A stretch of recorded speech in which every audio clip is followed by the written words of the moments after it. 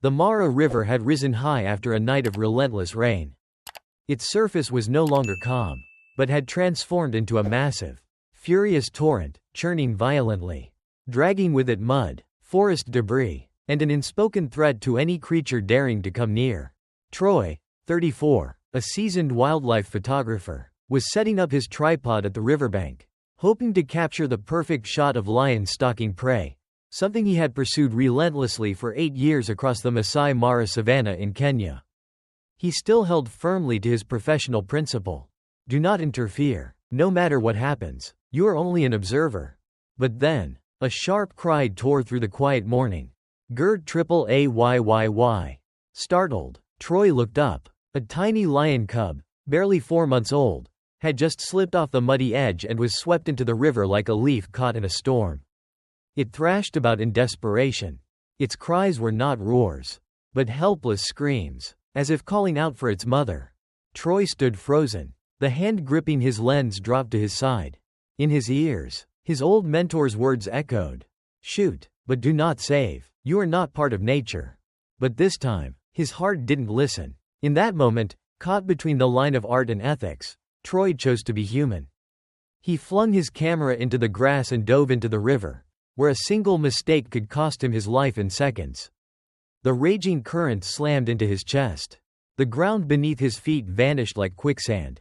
His eyes stung, his mouth filled with mud and icy water. But he pushed forward, swimming toward the tiny body struggling with its last strength.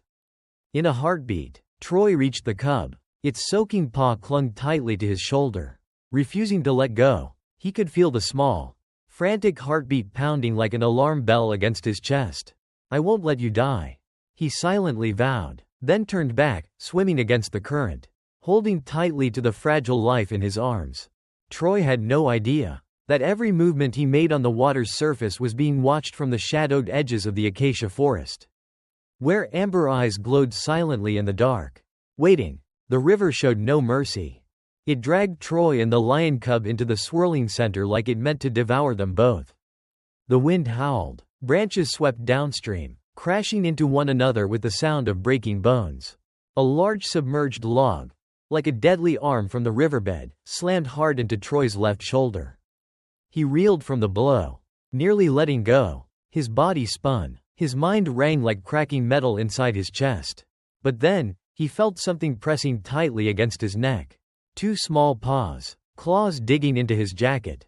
And a tiny heart, pounding like a war drum. No, he couldn't let go. Troy clenched his teeth, kicked hard with his uninjured leg, and pulled the small creature with him against the current, cutting through a nightmare of black mud and gasping breath. At last, after nearly 20 meters of struggle, the water began to shallow. He stumbled forward into water only waist deep. The sky spun above him. He gasped for air, eyes blurred by river and fatigue. And as he bent down to place the cub on the ground, he looked up, and his heart stopped. On the riverbank, right at the edge, stood a pride of lions. Not 1, not 2, 5 lionesses, massive, sinewy, stood in a line like statues carved from stone. And behind them, a towering male lion, his dark mane draping down like midnight fire, his eyes glowing like embers in the shadow.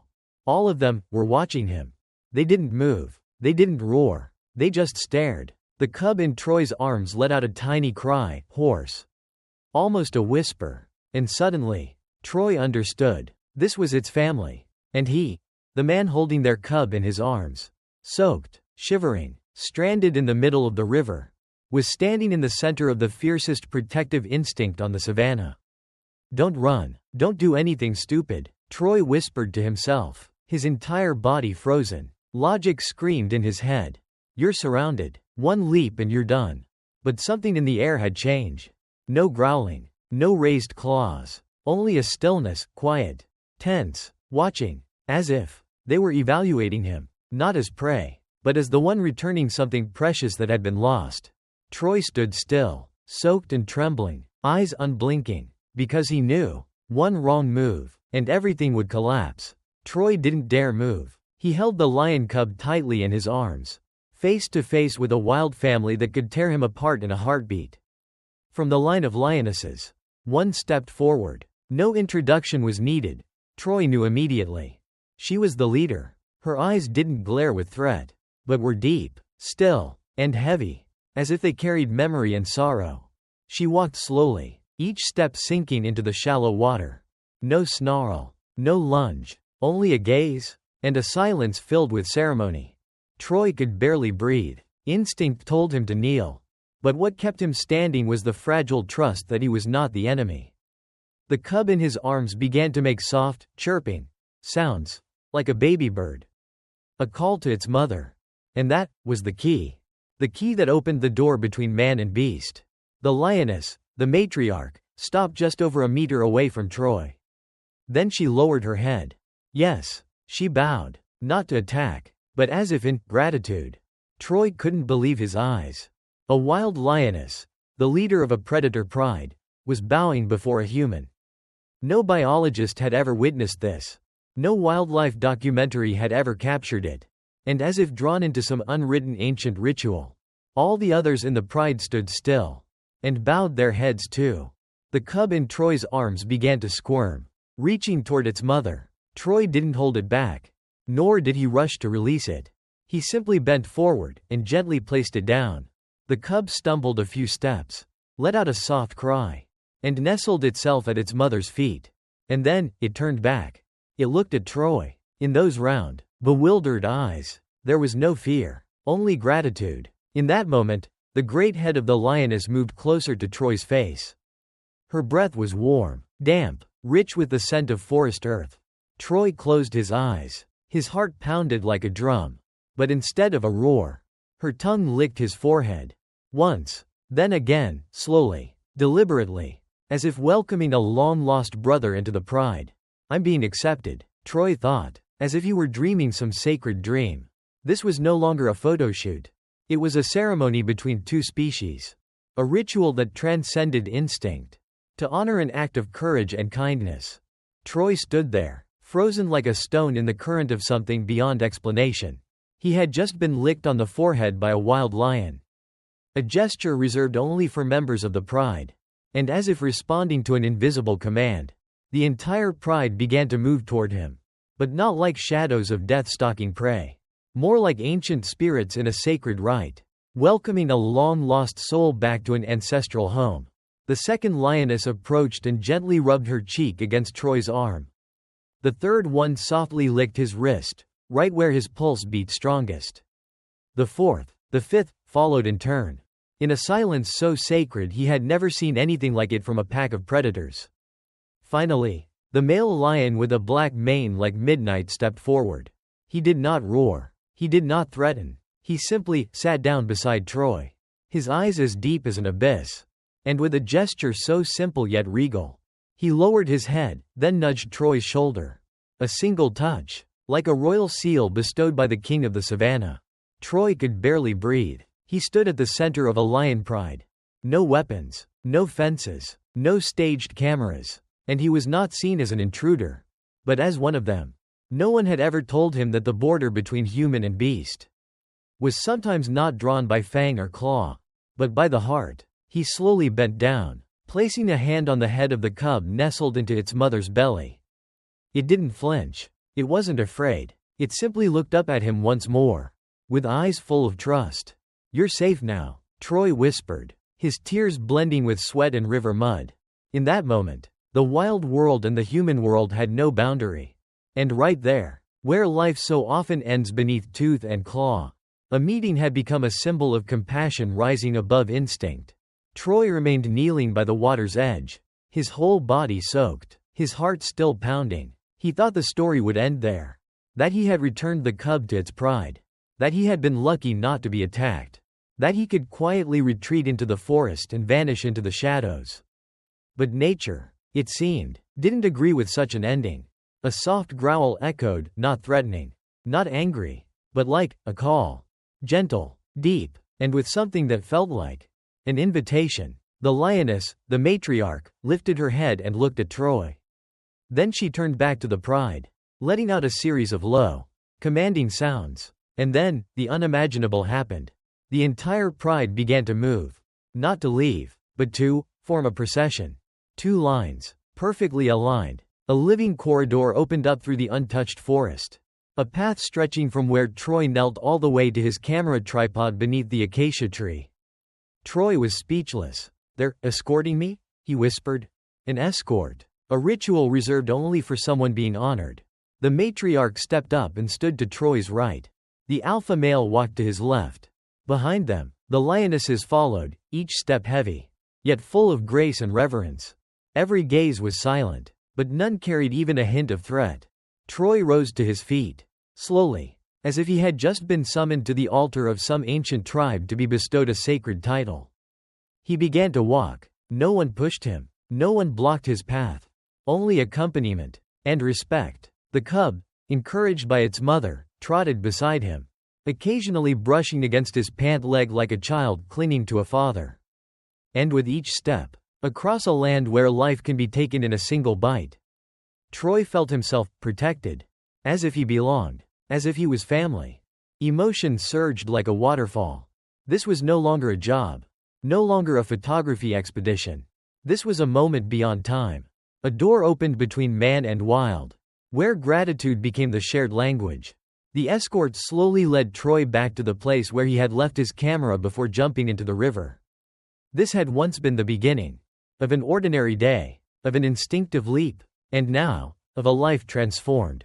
When they reached the base of the acacia tree, the lions stopped. Troy stopped too. He turned around, facing the very creatures that had haunted the dreams of countless wildlife photographers. But now, they weren't monsters. They were witnesses. They were family. They were the wild souls who had chosen to open their hearts. The matriarch, the lioness leader, stepped forward once more. She looked at Troy for a long time. No growl, no bow. Just a gentle tilt of the head. And then, she pressed her forehead to his. A greeting, a goodbye, a thank you. That gesture, one reserved in lion society for only the most intimate members of the pride, was now given to a human. Troy trembled, not from fear, but from the sacredness of it all. Then, one by one, each lion from the pride came forward. A lioness softly brushed her cheek against his arm. Another gently licked his knee. The alpha male, tall, majestic, pressed his head into Troy's shoulder like a knight bestowing a blessing. And finally, the lion cub, the small creature he had risked his life to save from the merciless current. It stood before him, tiny and soaked, lifting its head. And it let out a sound, not loud, not fierce, but soft and clear, like a silver bell, a sound that felt like, "Thank you." Troy knelt down. Eyes glistening, he stroked the cub's head one last time. "Grow strong, little one, and remember, today, we understood each other without a single word." As he drew his hand away, the pride began to leave. Not in haste, not looking back, they just walked, as if they knew. A door had just closed. But what mattered most was that it had once been open. Troy stood there, alone, beside his camera, clothes soaked, mud clinging to his skin. But his heart, warm as fire in the middle of the savannah. Troy returned to camp that night, still not fully believing what he had just experienced. He checked the action camera strapped to his chest. It was still working. And in the silence of the African night, as the cicadas buzzed and the moon rose high over the savannah, he replayed the footage. The lion bowing its head. The lion cub touching his leg. The honor corridor, formed by the wild pride. Not blurry. Not a dream. The next morning, the clip was sent to a research team in Nairobi. A few days later, it sparked a sensation. Dr. Jane Mbeke, a leading expert in animal behavior, had to halt her seminar upon seeing the footage. "I've studied lion behavior for nearly 20 years," she said, "but this goes beyond all academic understanding. This is an expression of emotional intelligence." An independent panel confirmed the footage was unedited. Behaviorists, biologists, even philosophers began to debate. What really happened? Was it social learning within the lion species? Or was it a resonance with energetic frequency? Was it survival instinct, or a moral response? And if it was morality, where did it come from? Troy offered no explanations. He simply wrote a single line in a journal later made public. "They didn't need to know who I was. They only needed to feel that I did the right thing." 3 weeks had passed since that fateful day. Troy remained on the outskirts of the Masai Mara, continuing his work as a wildlife photographer. But something inside him had changed forever. He no longer shot just to capture behavior. He shot to listen to the soul of the creatures he once called wild subjects. One early morning, when mist still blanketed the earth, Troy was watching a herd of antelope through his lens when he felt a presence. He turned around. It was them. Not the whole pride, but 3 of the lions from that day. And most striking of all, the lion cub from before. Now grown, steadier, with eyes that shone brighter. It didn't roar. It wasn't afraid. It walked slowly toward the jeep where Troy sat. Calmly, almost familiarly. Troy didn't move. His hands still held the camera. But his heart felt like it might burst. The lion, now a wild adolescent, gently nudged its head beneath the jeep. And lay down, as if that spot, beneath the shadow of the vehicle, was a place of safety. Like resting near a relative. Troy sat there, stunned. No photographs, no video. Just presence. Under the African sun, 2 beings who once stood at opposite ends of the food chain now sat side by side, as if they belonged to the same story. Local Masai guides began to share the tale. They gave Troy a new name. The brother of Simba. Not Simba from fairy tales, but that lion cub, born in the wild, saved by a human heart. And the story spread, like a new legend across the ancient savannah. Though the story began in the Masai Mara, its echo reached lecture halls around the world. After Troy's footage was released and independently verified, it became the centerpiece of discussion at the International Congress on Animal Cognition in Berlin. Scholars, psychologists, and neurobiologists alike were forced to set aside long-held assumptions.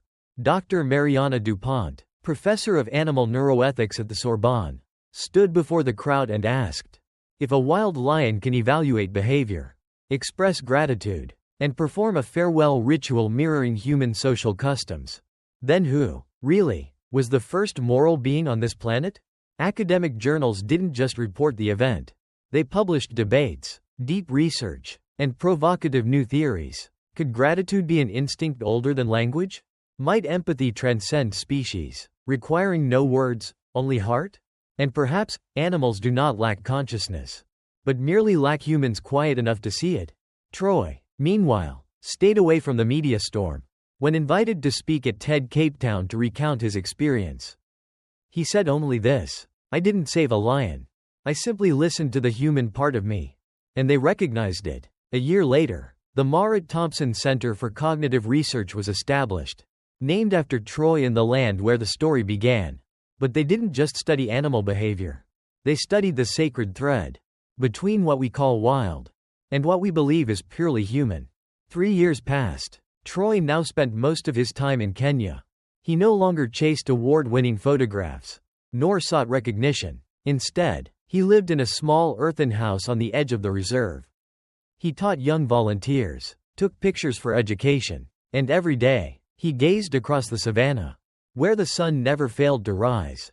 Then, one dry season afternoon, as Troy sat on the porch, adjusting the worn strap of his old camera, he heard quiet footsteps from the bush in the distance. Not hurried, not threatening. Troy stood, heart pounding like it had on that very first day. He knew, it was the boy from long ago. But this time, the lion didn't come alone. He brought with him 3 tiny cubs, their wide eyes peeking out from behind his legs. The lion, now a young leader, stepped forward, no longer seeking the shade of a jeep, no longer rubbing against his leg like he did in youth. He stood tall in front of Troy. And then, he bowed his head, just like his mother had done. Troy froze. There were no cameras, no lenses between them, only a final, silent thank you, from a creature that had grown, survived, and carried forward the bloodline of the pride, because of one wild, kind, irrational moment, from a human being. Then, the lion turned. All 4 of them disappeared slowly into the golden sunset. Troy never saw them again. But somehow, he knew, this farewell wasn't an ending. It was a passing of the torch. From a life once saved, to a new generation, carrying the memory of compassion in their very blood. In a world where humans still believe they're conquerors, sometimes, all it takes is a single act of kindness. Without reason, without reward, to become the thread that ties together souls.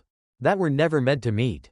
Troy wasn't seeking medals. He didn't need applause or certificates framed on bright lit stages.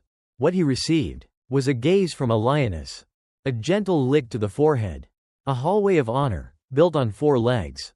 And in the end, a silent farewell beneath the setting sun. No one trained the lions to do that. No conservation script had written that scene.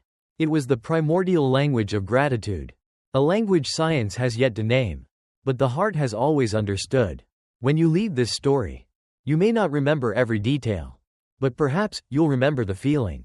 The feeling that, beneath all the lines dividing man and nature, there are still quiet bridges being built. Out of compassion. And sometimes, it only takes one person, willing to leap into the raging river, for the whole world to bow in return.